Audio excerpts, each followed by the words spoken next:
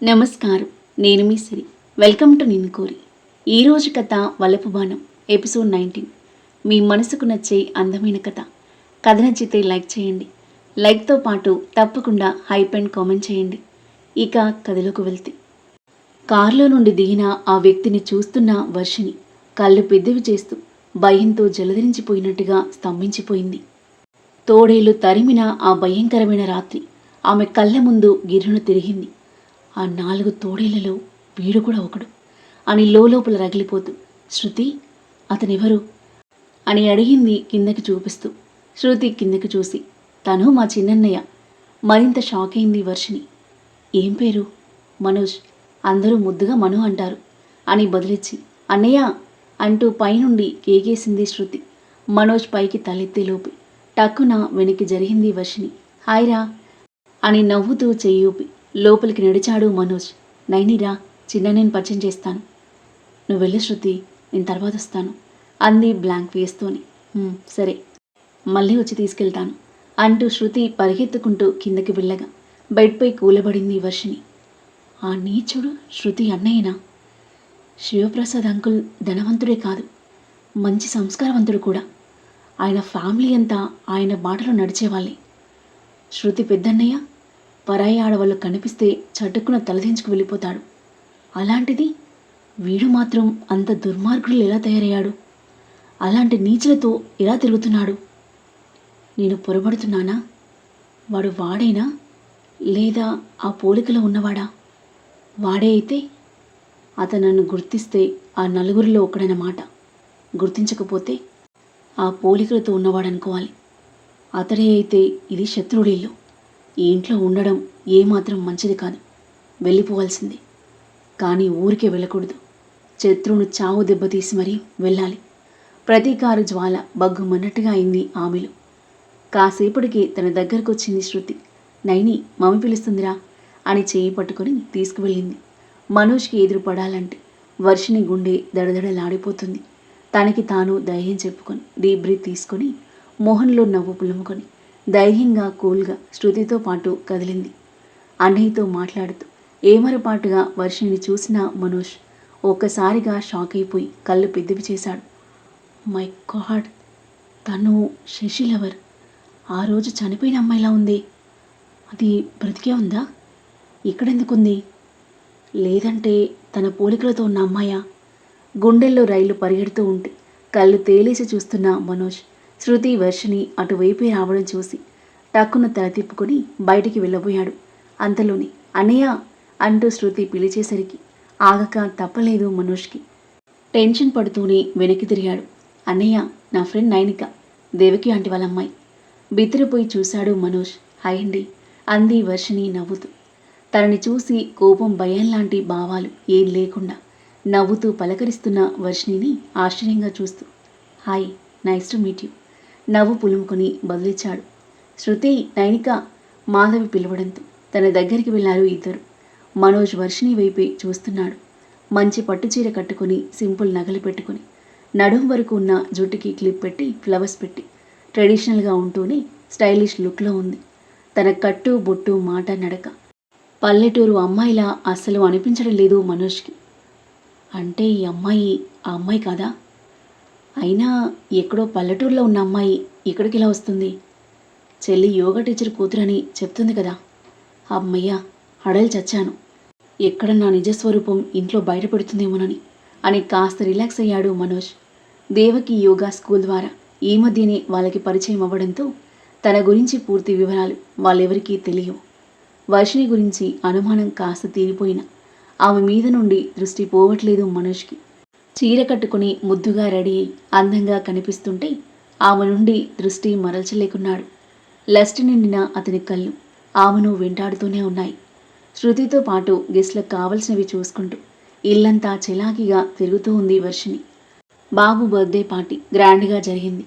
Party మరుసటి రోజు ఇంట్లో బంధువులు ఉండడం వల్ల వర్షినితో మాట్లాడడానికి కుదరలేదు మనోజ్కి. ఆ తర్వాతి రోజు వర్షినితో ఎలా అయినా మాట్లాడాలని ఎదురు చూస్తున్న మనోజ్ ఫ్యామిలీ అంతా కింద గార్డెన్లో ఉండడం చూసి దొరికిందే ఛాన్స్ అని పిల్లిలా వర్షిని గది దగ్గరకు వచ్చాడు. మిర్రర్ ముందు కూర్చొని హెయిర్ దువ్వుకుంటూ ఉంది వర్షిని. సింపుల్ అనార్కలి డ్రెస్ వేసుకుని ఉంది. కరాటే నేర్చుకున్నప్పటి నుండి ఎక్కువగా డ్రెస్లే వేసుకుంటుంది వర్షిణి. దేవకి ఎంకరేజ్మెంట్తో dressing sense, hair style change చేసి శృతిలా కాస్త మోడర్న్గా రెడీ అవ్వడం మొదలుపెట్టింది. మనోజ్ ఆమెను తినేసేలా చూస్తూ, శృతి ఉందా అని అడిగాడు గది బయటే నిలబడి. వర్షిణి టక్కున లేచి నిలబడి, లేదు అంది. అక్కడ నిలబడితే గదంతా కనిపిస్తూనే ఉంటుంది. అయినా ఆ ప్రశ్న వేశాడంటే అతను శృతి సాకుతో వచ్చాడనమాట. కింద ఎక్కడా లేదు, శృతి కోసం వెతుకుతూ వస్తున్నాను. నా ల్యాప్టాప్ ఉంది ఈ రూమ్లో, టైంపాస్ కావడం లేదు, మూవీస్ చూస్తాను. ఒకసారి కబోర్డ్లో చూస్తారా? ఎంతో మర్యాద అతడి స్వరంలో. చూస్తాను అని కబోర్డ్లో ఉన్న ల్యాప్టాప్ తీసి అతనికి అందించింది. కింద నుండి చూస్తే కళ్ళు మిరుమిట్లు గొలిపే వర్షిణి ఇప్పుడు చేయి చేస్తే అందే దూరంలో ఉంది. మీరిక్కడా అని అడిగాడు ల్యాప్టాప్ తీసుకుంటూ. అమ్మ యూఎస్ వెళ్ళింది, ఒక్కదాన్నే ఉండడం బాగోదని ఇక్కడ ఉంచెళ్ళింది. అలాగా అంటూ ఆమె బుగ్గ మీద మచ్చ మీదకి మళ్ళింది అతని దృష్టి. చంద్రుడికి మచ్చల్లా మీ బుగ్గ మీద మచ్చేమిటి, గాయమైందా అని అడిగాడు అనుమానంగా చూస్తూ. గాయం కాదు, నేను తెలిసి తెలియని వయసులో ఉండగా నాగుపాము కాటేసింది. ఒక మంచి మనిషి మందు వేసి బ్రతికించాడు. చెంప మీద పాము కాటు వేసిందా? ఇంత అందమైన చెంపను చూసి అట్రాక్ట్ అయిందన్నమాట అని నవ్వి, నాగుపాము కాటేసిన మీరు బ్రతికారంటే అదృష్టం అనుకోవాలి అన్నాడు. అదృష్టం ఎవరిదంటారు చురుగ్గా అడిగింది. అతడు తమాషాగా భుజాలు ఎగరవేసి, మిమ్మల్ని కన్నవాళ్ళది, మిమ్మల్ని పొందబోయే వాళ్ళది. నన్ను పొందబోయే వాళ్ళు ఇంకా నా జీవితంలోకి అడుగుపెట్టలేదులేండి. బుగ్గల్లో గులాబీలు పూయిస్తూ అంది వర్షిణి. పెట్టకపోతే పెడతారు. అతడి కళ్ళలో ఆశ చెమక్మంది. అడుగు పెట్టాడు, కానీ మనిషి కాదు, రాక్షసుడు. లోపల రగిలిపోతూ, పైకి మాత్రం పెట్టినప్పుడు కదా అంది నిట్టూరుస్తూ. నువ్వు నీ గుండె తలుపులు తెరిచిపెడితే ఖచ్చితంగా అడుగు పెడతారు అన్నాడు కైపుగా చూస్తూ. అన్నయ్య నువ్వు ఇక్కడున్నావా, డాడీ పిలుస్తున్నారు అంటూ వచ్చింది శృతి. ల్యాప్టాప్ కోసం వచ్చాను అని వెళ్ళబోతూ మైండ్లో ఏదో మిదిలి ఆగాడు. శృతి, ఇంట్లో ఉండాలంటే బోర్ కొడుతుంది, మూవీకి వెళ్దామా అని అడిగాడు వర్షిణితో గడపొచ్చు అని ఆశతో. రేపు వెళ్దామన్నయ్య, నైని కూడా వస్తుంది అంది శృతి. నేను రాను శృతి, మీరు వెళ్ళండి అంది వర్షిణి కావాలని. అదేం కుదరదు, నిన్ను వదిలిపెట్టి మేమేలా వెళ్తాం, నువ్వు బుక్ చేయన్నయ్య అంది. అలాగే, రేపు ఫస్ట్ షోకి వెళ్దాం అని చెప్పి మనోజ్ వెళ్ళిపోగా వర్షిణితో పాటు చేరి ఏవో కబుర్లు చెప్తుంది శృతి. వర్షిణి మాత్రం మనోజ్ గురించి ఆలోచిస్తుంది. మనోజ్ ఆ నలుగురిలో ఒకడా కాదా, అయితే అతని అసలు స్వరూపం ఇలా బయటపెట్టాలి అని. అది తెలుసుకోవడానికి అతనితో ఫ్రీగా మూవ్ అవుతూ నటిస్తుంది. అయితే మరుసటి రోజు శృతి తన బెస్ట్ ఫ్రెండ్ పూణె నుండి వస్తే మీట్ అవ్వడానికి వెళ్ళాలని మూవీకి వీలు కదని చెప్పింది. చాలా డిసప్పాయింట్ అయ్యాడు మనోజ్. నువ్వు వెళ్ళు నైని, మనం ఇద్దరం మానేస్తే అన్నయ్య బాధపడతాడు అని బలవంత పెట్టింది వర్షిణిని. నేను ఒక్కదాన్ని ఎలా వెళ్ళను? పర్వాలేదు, చిన్నన్నయ్య కొంచెం సోషల్ టైప్, అమ్మాయిలతో క్లోజ్గా ఉండడం వాడికి చిన్నప్పటి నుండి అలవాటే. అలాగని వాడు చెడ్డవాడు కాదు, ఫ్రెండ్లీగా ఉంటాడు. ఆ విషయంలో నీకు ఎలాంటి టెన్షన్ అవసరం లేదు. అయినా కరాటే వచ్చు కదా, నాకేం భయం అంది వర్షిణి భుజాలు ఎగరేస్తూ. శృతి నవ్వి, రెడీ అవ్వు, నేను అన్నయ్యకి చెప్తాను అని వెళ్ళింది. మనోజ్తో ఒంటరిగా వెళ్ళడం కాస్త టెన్షన్గా ఉన్నా ఏదైనా తేడా వస్తే అతని మీద తిరగబడే ధైర్యం తనకుందిప్పుడు. శృతి రానంది కదా, ఇక నైనికి కూడా రాదేమో అని నిస్పృహపడిన మనోజ్ ఆమె వస్తుందని తెలిసి ఎగిరి గంతేసినంత పనిచేశాడు. అరగంట తర్వాత ఇంటి నుండి ముగ్గురు బయలుదేరారు. శృతిని కేఫ్ దగ్గర డ్రాప్ చేసి థియేటర్కి కార్ పోనిచ్చాడు మనోజ్. హాలు పక్కపక్కనే కూర్చున్నారు Varshini, Manoj. Love and family entertainment movie వస్తుంది. మధ్యలో రొమాంటిక్ సీన్ వచ్చినప్పుడల్లా మనోజ్ ఏదో కామెంట్ చేసి నవ్విస్తున్నాడు. సుతారంగా ఆమె భుజం మీద చేయివేస్తున్నాడు. అదంతా స్నేహమే అన్నట్టుగా. సినిమా అయిపోయేసరికి ఇద్దరి మధ్య దూరం తగ్గిపోయినట్టుగా అయింది. కారెక్కిలోగా మీరు నుండి నువ్వులోకి వచ్చేశాడు అతను. నైనిక, నీకు విషయం చెప్పనా? ఏంటి? నువ్వు చాలా అందంగా ఉంటావు తెలుసా? అలాగా? అవును, చాలా బాగుంటావు. అచ్చం నీలాంటి అమ్మాయిని నేను ఒకసారి చూశాను. ఎక్కడ? ఆమెలో ఉద్విగ్నత.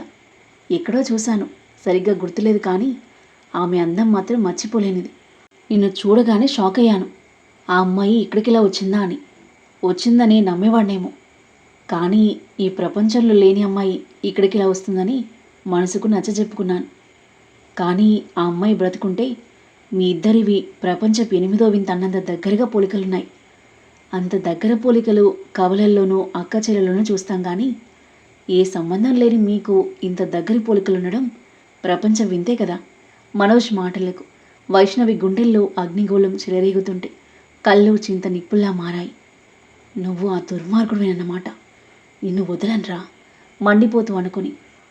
దూరం సంబంధం ఏమైనా ఉందేమో.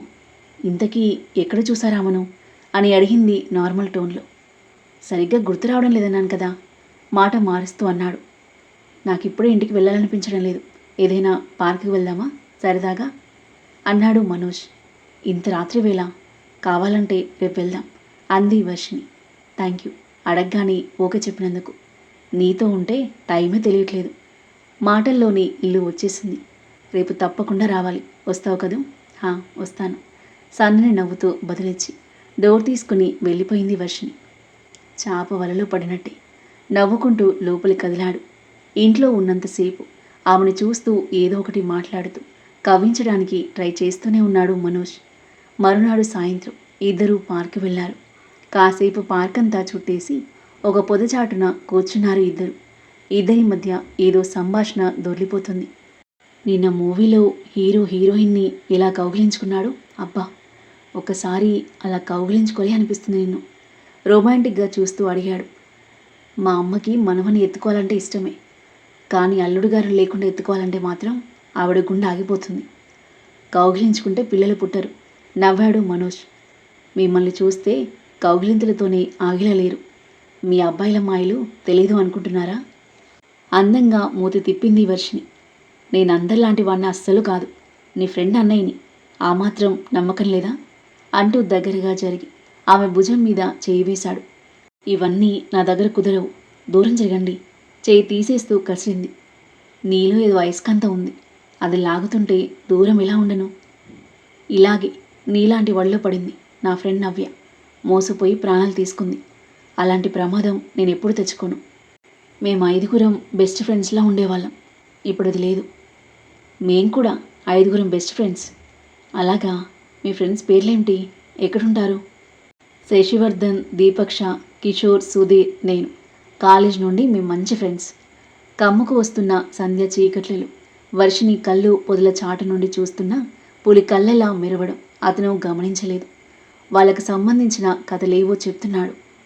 ఒక్కొక్కరిగా మీ 5గురి అంత చూస్తాను రగిలిపోతూ అనుకుని. వెళ్దామా, చీకటి పడుతుంది అంది లేస్తూ. ఆగునేనిక అంటూ ఆమె చేయి పట్టుకున్నాడు. వదలండి అంది వర్షిని సిగ్గు నటిస్తూ. వదలాలి అనిపించట్లేదు నైనిక. కాసేపు ఉందాం కదా, రొమాంటిక్గా ఉంది ప్లేస్. ఇంకాసేపు ఉంటే మీరేదో మాయ చేసిట్టే ఉన్నారు. వెళ్దాం పదండి. అతని చేయి విడిపించుకొని నవ్వుతూ పరిగెత్తింది. వెకిలిగా నవ్వుతూ తన వెనుక కదిలాడు. వర్షిని ఇంట్లోకి వస్తూనే మొదట చేసిన పని తన గది డోర్కు బోల్ట్ సరిగ్గా పట్టకుండా చేయడం. తరువాత భోజనం చేసి వచ్చి డోర్స్ దగ్గరికి వేసి వచ్చి పడుకుంది. రాత్రి 11 దాటింది. వర్షిని గది తలుపులు నెమ్మదిగా తెరుచుకున్నాయి. మనోజ్ ఒక్క నిమిషం ఆగి శబ్దం కాకుండా ఆమె గదిలో అడుగుపెట్టాడు. ఆ తరువాత ఏం జరగబోతుంది? మనోజ్ ఏం చేయబోతున్నాడు? మనోజ్ యాక్షన్కి వర్షిని రియాక్షన్ ఎలా ఉండబోతుంది? అతనిపై ప్రతీకారం తీర్చుకుంటుందా, లేదా తనే ప్రాబ్లంలో పడుతుందా? అద్భుతమైన కథనంతో ఊహించని మలుపులతో ఇంట్రెస్టింగ్గా సాగే ఈ కథ యొక్క నెక్స్ట్ ఎపిసోడ్ కోసం మన నెక్స్ట్ వీడియో చూడండి. కథ నచ్చితే లైక్ చేయండి. మరిన్ని ఇలాంటి ఇంట్రెస్టింగ్ స్టోరీస్ కోసం మన ఛానల్ని సబ్స్క్రైబ్ చేయండి. Thank you for listening.